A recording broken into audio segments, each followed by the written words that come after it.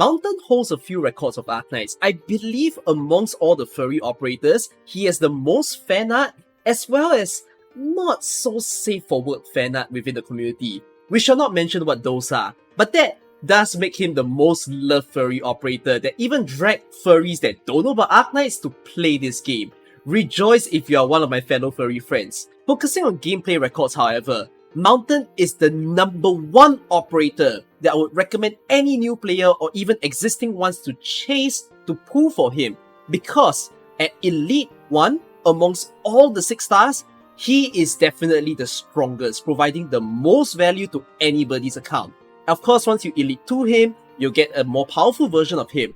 It's actually so straightforward that it doesn't seem like there's a point to showcase him in the video, because you simply need to drag and drop him, turn on his skill, you get extra attack, you get a bit of a lower defense, but there's an additional block count and he can attack all block enemies, which is wonderful until you see that he has one of the highest max HP regeneration in the game. 7% of his max HP per second, which is an insane amount, almost requiring no medics for him unless whoever he's defending against is a very strong attacker. The greatness of his skill 2 is how you can just place him at a lane or a choke point and then kill all the simpler or medium-sized mobs while focusing your energy onto bigger problems in the stage, just as how you see me using Texas Outer and Surtur over here against Patriot. Just to quickly mention his talent, by the way, his second talent is very easy to understand. It increases his defense and also gives him some chance to dodge. But his first talent states that there's a 20% chance for him to decrease the attack of the enemy that he's blocking while also increasing his own attack. How do you know if that talent is being activated?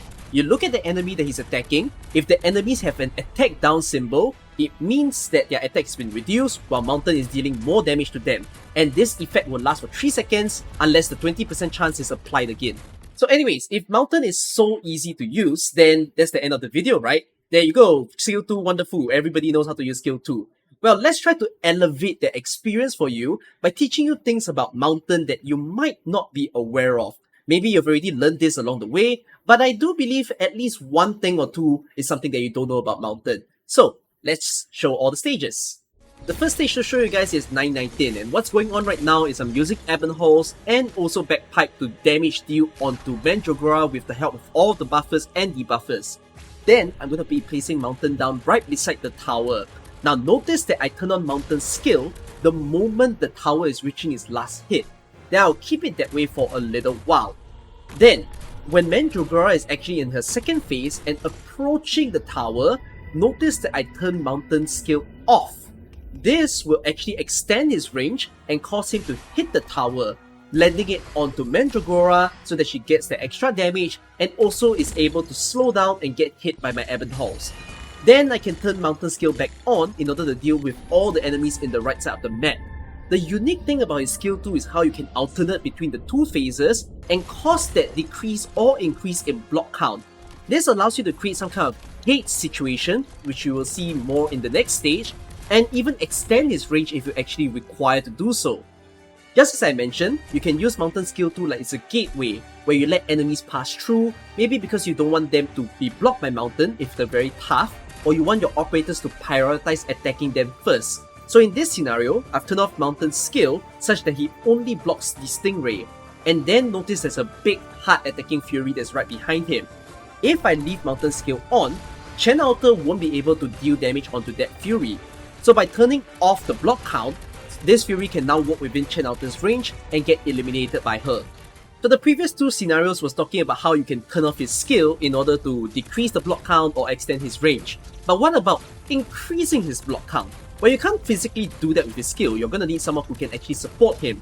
So such operators will be people like Palas and Nian currently in the game. So, the benefit of increasing his block count is that notice his skill 2 says he attacks all block enemies. So if you do happen to feed an extra block onto him, this means that he can attack more enemies at a time, which can be very beneficial since his attacks is very high. Notice how there's a huge wave over here, so I've turned on Palas skill in order to give the extra block, and also Palas is dealing a big amount of damage to support Mountain in the process. But what if I tell you that his skill 2 has a very special benefit? In this stage right here, WREX5, I'm currently doing it in challenge mode, where it states that all ally units have -2 block count. So So you can see me prove it by placing a Myrtle and a Saga, and the enemies are just phasing through. And then I place a Mountain behind. When I turn on his skill, it's a little bit strange. The enemies start being blocked by Mountain. But remember what I said, all allied units minus 2 block count. So technically, even if you turn on Mountain's skill, he should have absolutely no block count at all. So this is one of the unique things about any operator who have a skill that says they increase block count. If it's a stage effect that decreases the block count of all operators, that is applied at the start of the stage first.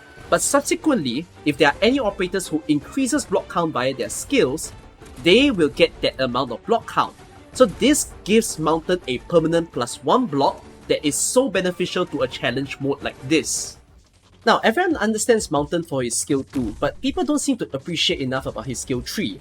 It reads that attack interval increases, so he attacks a little bit slower, attack increases by 100%, which is a little bit higher than skill 2, but these attacks can hit 2 times, which is definitely stronger than skill 2.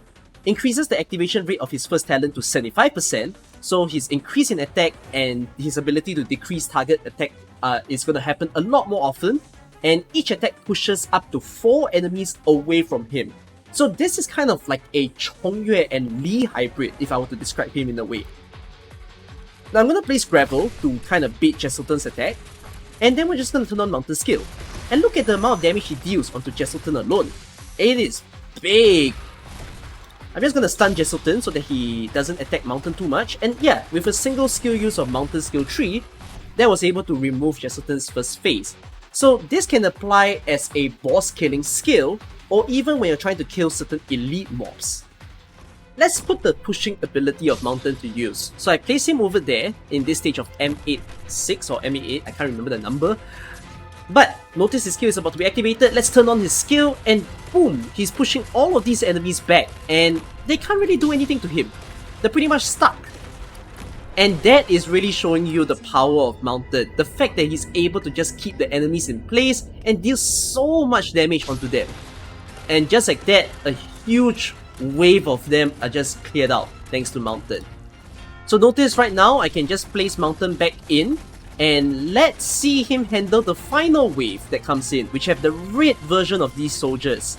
So they're all gonna flood. Oh no, he's gonna hurt so hard. Well, let's just turn on Mountain skill. Kaboom! They can't even attack him. This is literally the hardest wave of this stage, and look at how Mountain is just handling them so darn easily with the use of his skill 3. Hopefully you found a new way to deal with this stage just by me showing you this right over here. Well, I can remove my Hoshiguma now. There's still a bit of red versions, so let's turn on Surtur's skill in order to eliminate them, and just like that, I've kept the shield guards alive in the stage. Impressive. We all know how to use Mountain, but this video just shows you even more ways to use him that you might be unaware of. Hopefully you've learned a thing or two, and if not, I hope you've enjoyed this video. See you in the next one. Bye bye!